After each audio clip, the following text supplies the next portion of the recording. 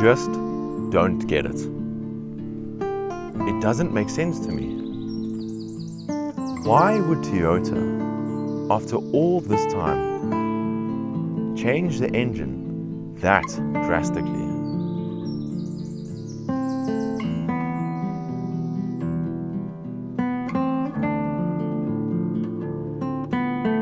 They had the perfect chance to introduce a beast.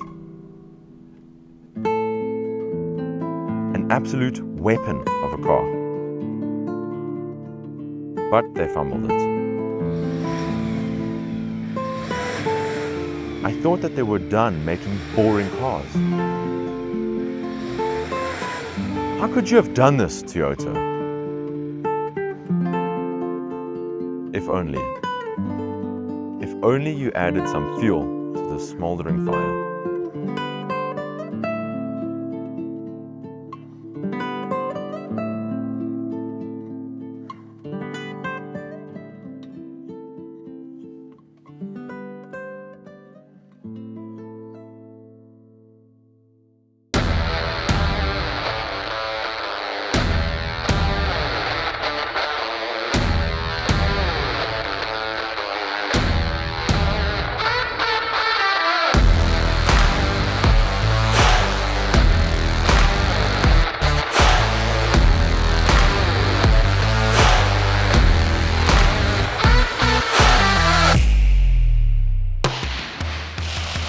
Nick tries to figure out the gender of a horse.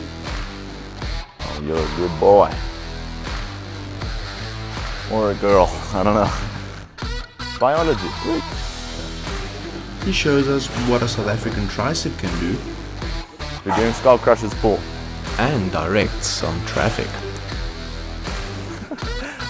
I'll just add an extra elbow thingy. Does help. Yes, elbow thingy. It'll come up. You know? Nah, boy, this is me naturally. How's it, guys? We're back with another review with no roadblocks. Today we have an amazing, special car for me specifically, and I know for a lot of other people. Now, for the past few months, we have seen it all over the internet, so many reviews, but the thing is, you know, you have to get your hands on it by yourself and really test it to see, you know. The hype behind this car started, was roughly halfway through last year when the talks and the first renders came out, and we got to see the first glimpse of the new Toyota Prado. Here we have it in person with us, for us to be able to experience for ourselves and to really give you the most honest opinion we can possibly give. So we have here today the 2.8 GD TX. It's the entry level.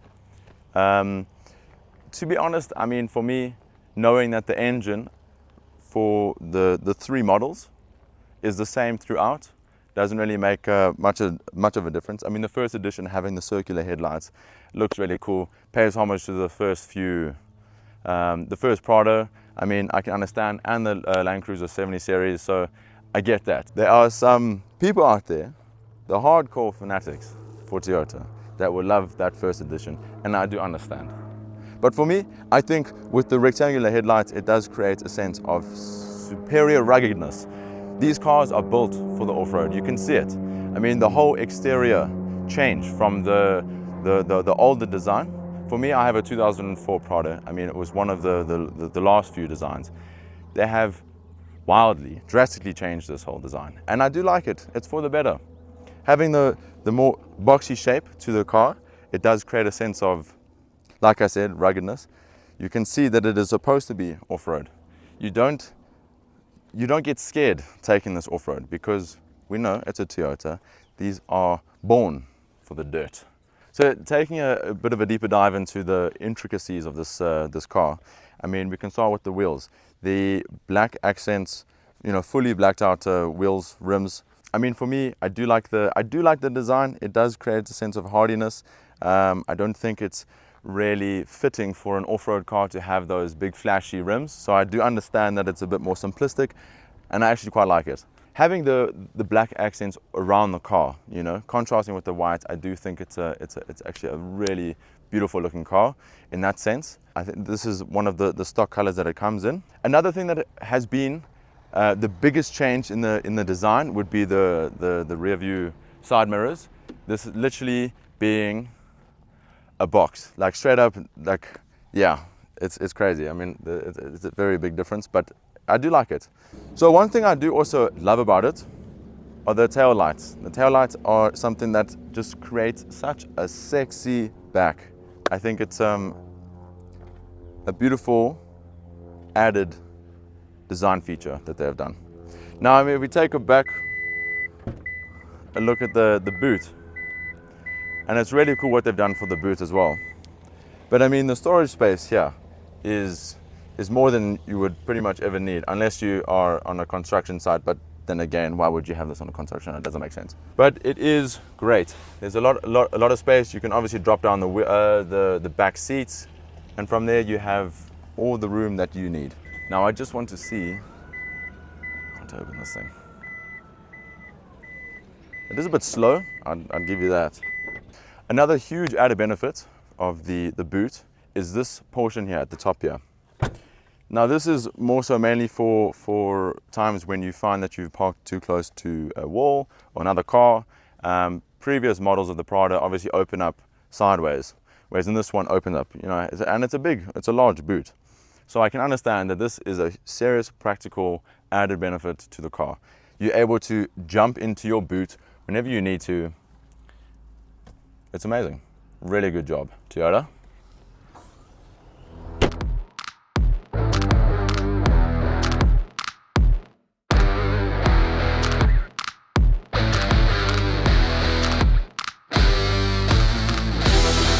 Taking a step into the inside of the car. I mean, for me, this is where the new car, this is where it shines.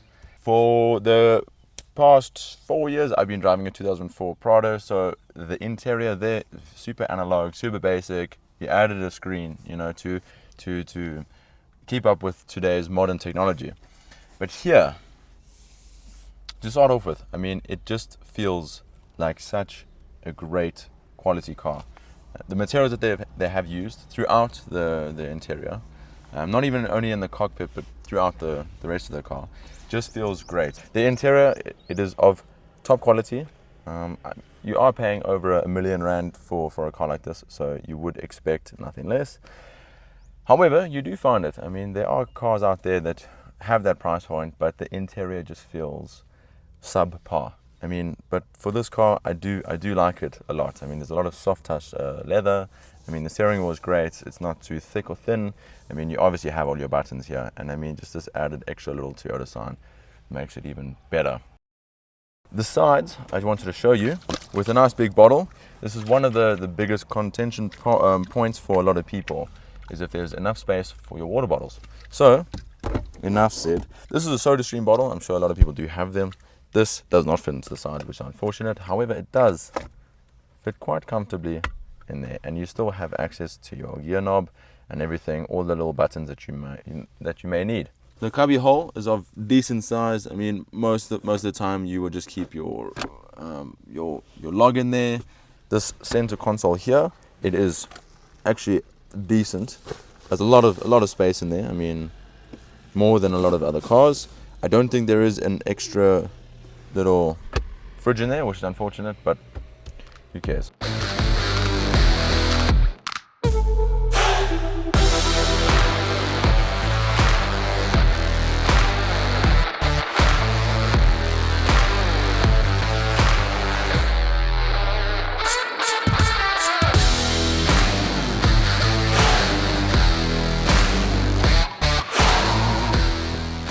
Okay, so taking a step into the back, this is where a lot of cars may have a bit of a downfall.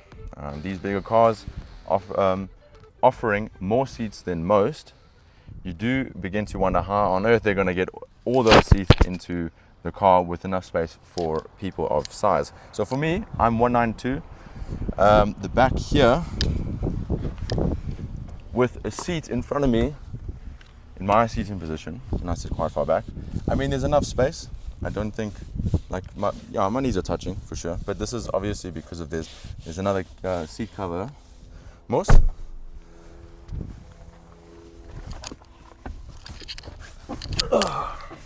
So I mean, for two guys of a decent size, I mean, there's enough space.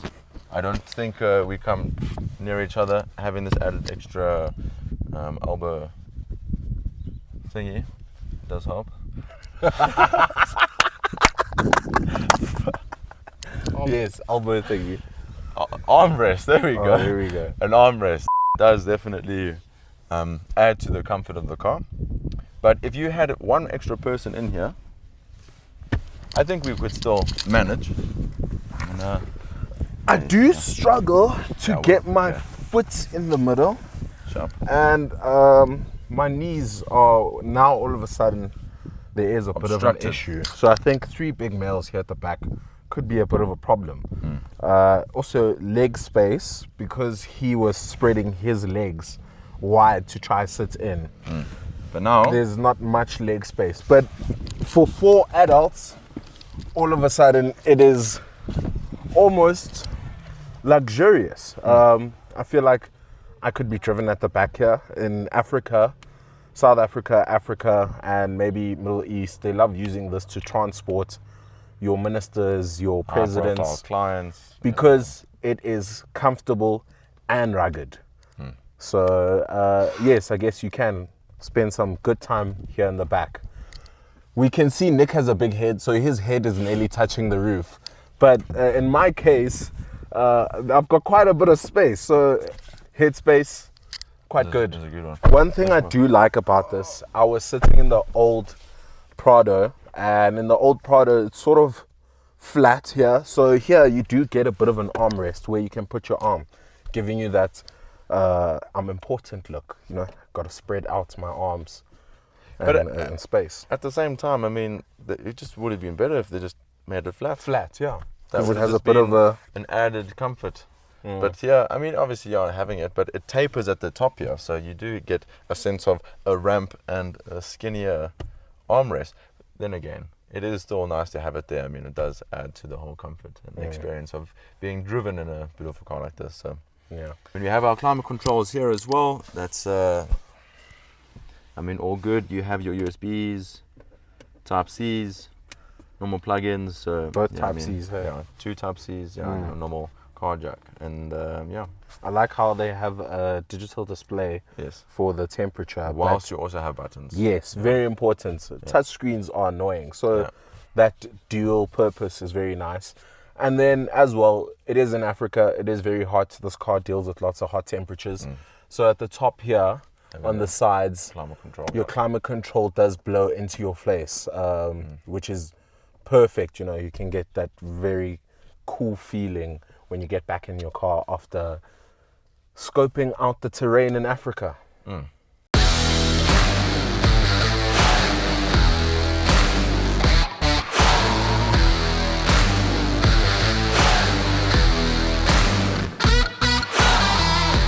I have been a hardcore Prado Toyota fan for ever since actually my family got the Prado, so it's been a good 18 years. And the build up to this car, for me, I was so invested. I was looking so forward to really finally seeing the new design that they were going to come out with. You know what Toyota was going to do. I felt that they were cooking up something incredibly special, and I feel that they have. As controversial as this car has been, I think that there is still so much that this car has to offer, especially people in South Africa. So I love it. I do think that there are certain issues that unfortunately Toyota kind of like stayed away from.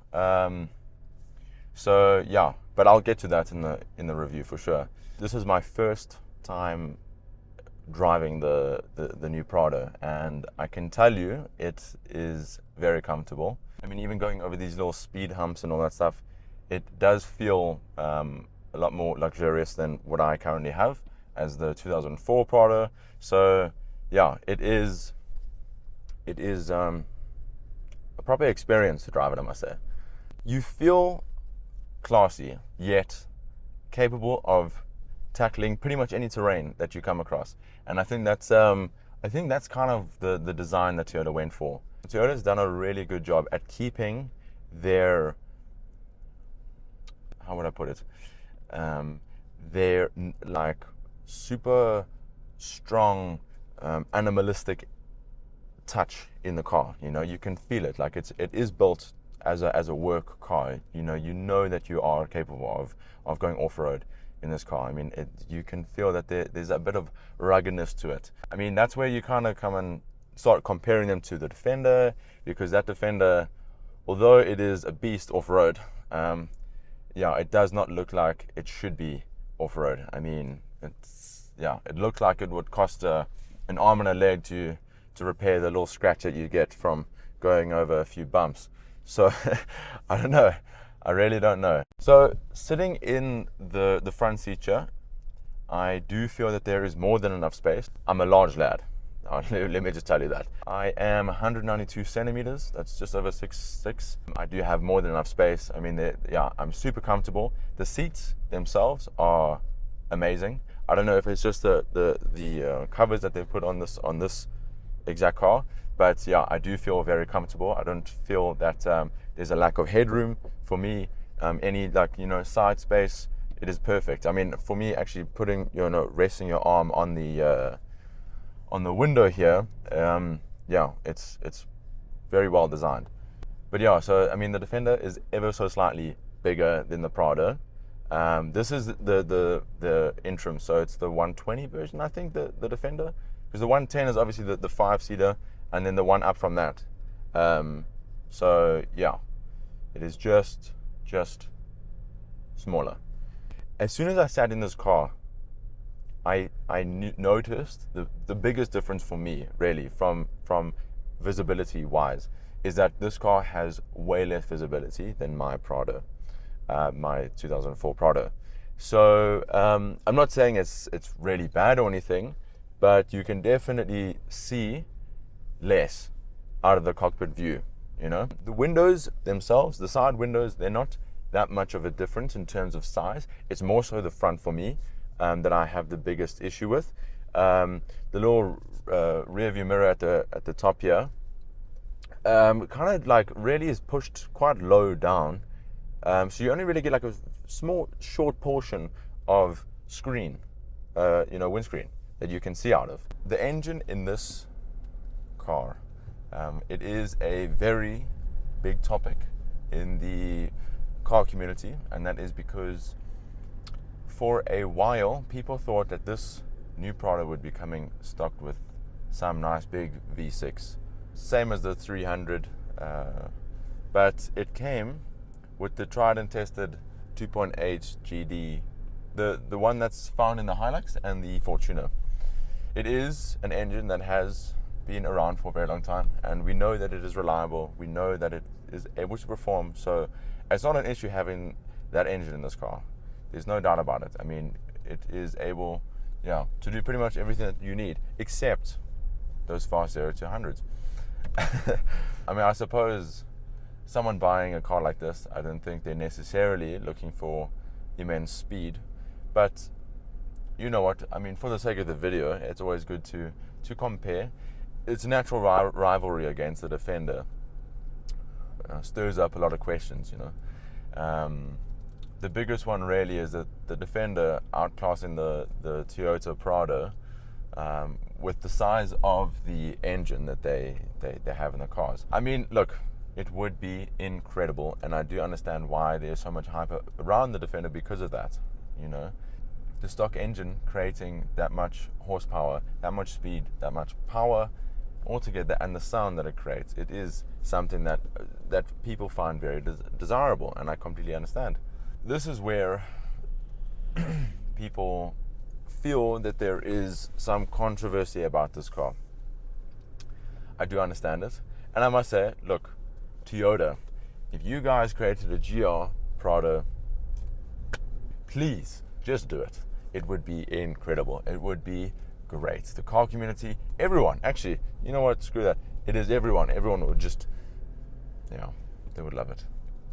The steering in this car is so easy. There is no hassle whatsoever, taking those tight corners, going over bumps. You don't necessarily feel any kickback whatsoever, and it is because of the new electric system. The electric steering has created such precise steering compared to the previous models. So the old Hiluxes had their hydraulic steering system. You can definitely feel that the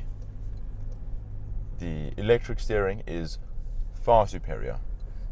It's like getting into one of those like a Bentley or Rolls Royce and like steering it with one finger. This is literally it. You can genuinely do that without any difficulty. So from where I'm sitting, I have a very good clear view of the gauge cluster in front of me. The infotainment system, of course, it's a nice big display, touchscreen as well. But my main focus right now is the gauge clusters, because oftentimes car companies will come there and design a steering wheel. That looks nice, great, but it's not really that functional. In this sense, there's a lot of space in between the steering wheel. There's a nice big view for you to be able to see the gauge clusters, and it is obviously changeable, customizable, whatever you want to call it. You are able to really make it your own, in a sense, and I like that. I really do like that. It's an added benefit of having one of the newer cars in today's market, because everything back then was just analog, but now with all these digital displays, you can really change a lot of the things that you see. If you don't like it, you're able to change it. So the price, guys, this car, the entry level, the TX, the one that I'm driving currently right now, that one comes in at 1.296 million. I'll give it a pause because it is a bit of a hefty price, not gonna lie, and I do understand that people don't have that type of cash to go splurge on a brand new car. But I would like to also comment on the positioning of this car in the market, especially for a big SUV like this one. Toyota has done a really, really good job at pricing this car, I believe so. Because if you look at it, the Defender being, I'd say, maybe 300,000 Rand extra. And yes, people can say, oh no, they added benefits because of the engine, for what you get. But right now, that is even, it's a bigger ask, of course. Now, if you look at it like the new Fortuner coming out, that would most probably be around 900 to 1 million, brand new. This has kind of found itself in the middle of the competitors and itself. The Ineos Grenadier, that one is, I think that's even more expensive than the Defender. So this car, for what it can do and how it can rival those other cars, but there's no doubt about it that the price is of a well-positioned standpoint. The suspension, compared to my Prado, my current Prado, I can definitely feel my Prado is it's a lot stiffer. This one is a bit more airy. You get those bounces. You go over that bump with that first initial bump, and then it kind of dissipates quite quickly, which is really nice.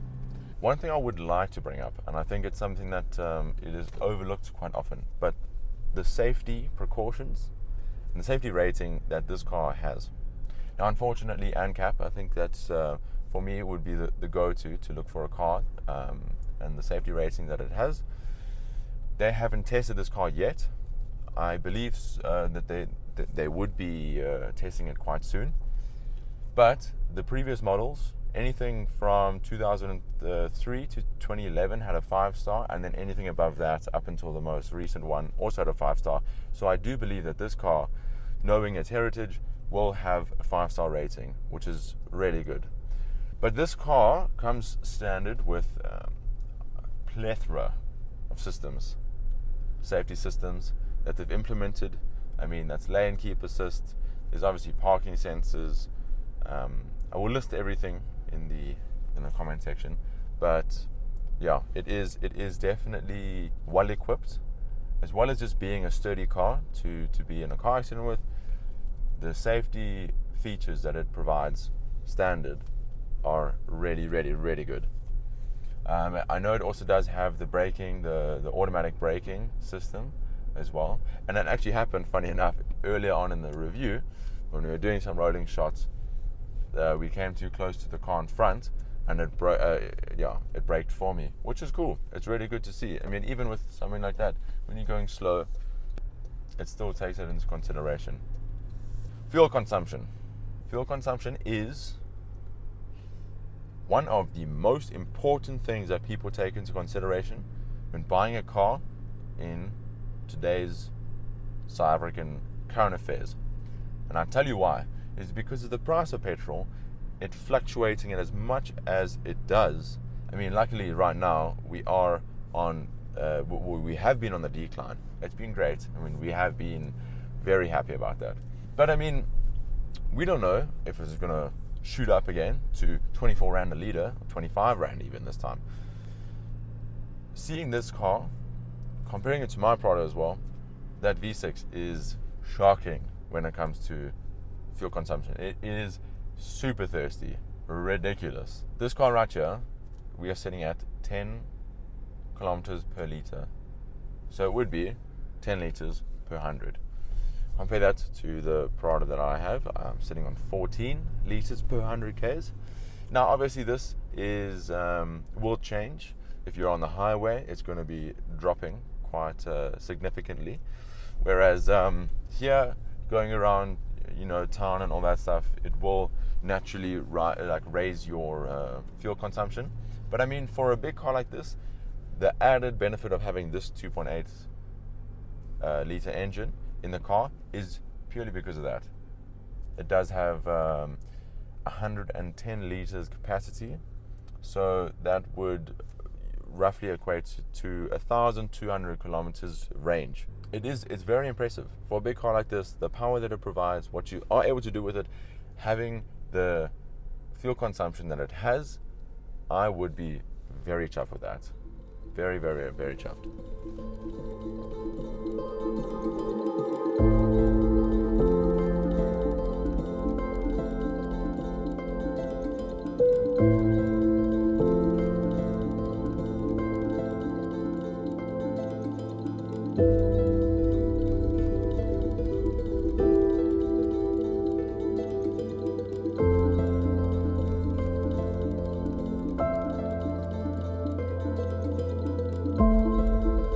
So guys, I've taken a few days to kind of reevaluate what I was saying about the car when I was driving it. And yes, I am wearing the same outfit. Excuse me, it has been a very hard month. I think what I want to kind of point out in this whole video and the comparison between the Defender and the Prado is that there are just so many multiple options that you have with the Defender. And I think that's where the real points of contention is when it comes to the new Prado and the Defender. I think it is unfortunate how Toyota went about it and only provided 3 different models, but have put the same engine in all 3. The difference in price would really just merely be the update of different small gadgets in the car. I'd say maybe some sort of extra off-road capability on the first edition compared to the TX. But all in all, there's not that much of a difference. And I think that's why a lot of people are quite upset about it. Take, for instance, the Defender. You have the 90, 110, and 130, the 3 different models. But under that, I mean, the number of trims that the Land Rover offer, I think it comes to 7.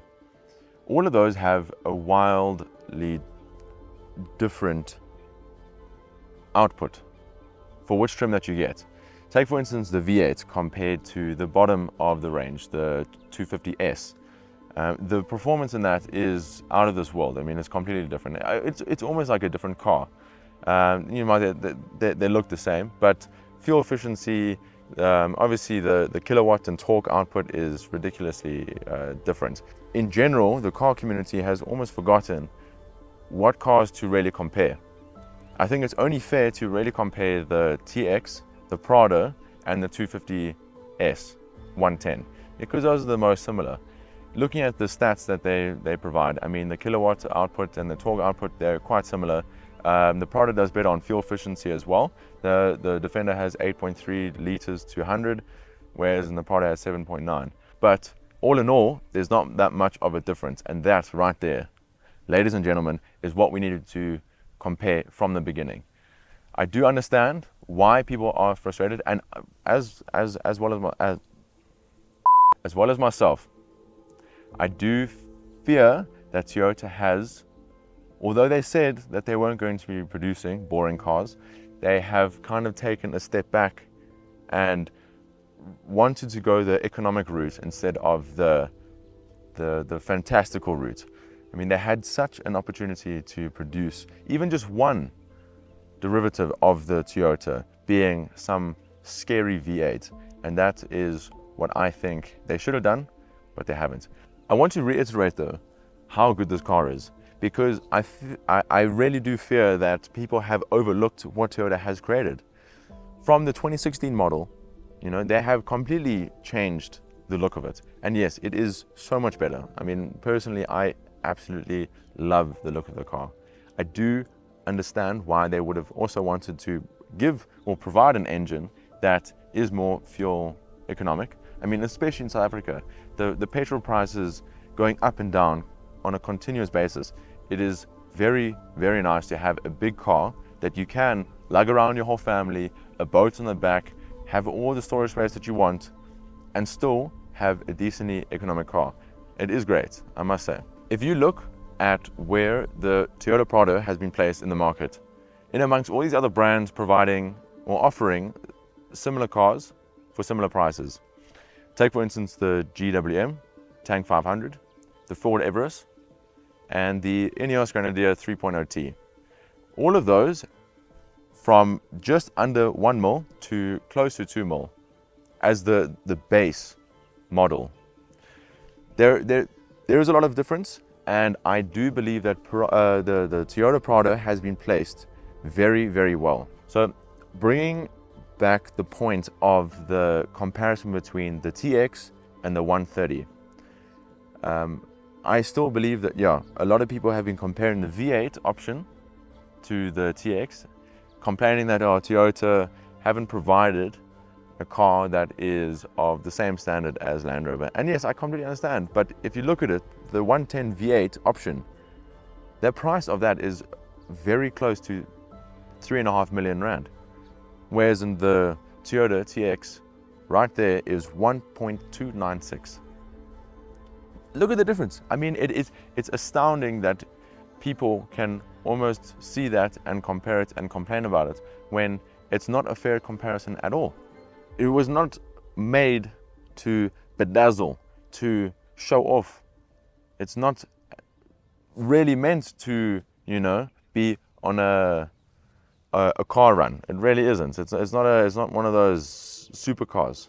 In the famous words of our videographer Byron, the Toyota Prado is a car of its own. It's not something that has been offered before, and I like that. They've pretty much changed the game with this car. I do like that a lot. I think the reason why Toyota put the 2.8 turbo diesel engine into the new Prado after all this time, I think they had a mindset, and that mindset was built around the future. It wasn't supposed to be a supercar. It wasn't supposed to be a show-off car. It was supposed to be a car. It is a car that will be a part of your family for generations. It is a reliable, trusty, and an exceptionally well-built Prado. That is exactly why I don't have the confidence for all the other car brands. And that is exactly why we love Toyota.